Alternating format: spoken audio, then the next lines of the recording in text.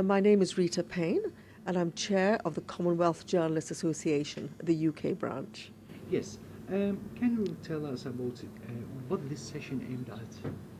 This really was, I think, aimed at, breaking through a stereotypical image of women in the Middle East. And they thought rather than so many negative stories that you see normally in the media, especially in the West, the magazine got together a lot of motivating and inspiring speakers and ladies from the Middle East who would show that they were successful, they were in their different fields, they were entrepreneurs, they were educationists, and that was really the intention of this evening's event. Yes. What do you think about this successful role for especially Middle Eastern women and especially the Arabs women? What do you think that in the future, can you imagine what will be the image of Arabs women in the future?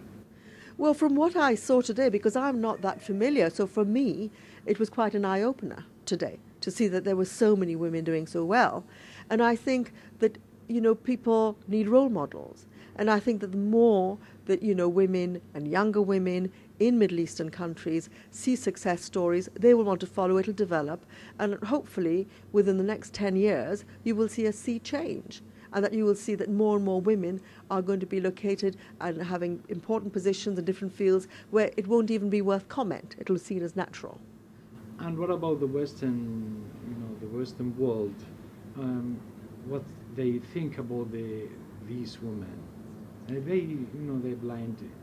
Yes, I think what did come across in the course of today's discussion, especially when we talked, when we discussed the whole issue of France, for example, where, MPs have voted against wearing the full, Islamic veil, and it became very clear there's a question of choice.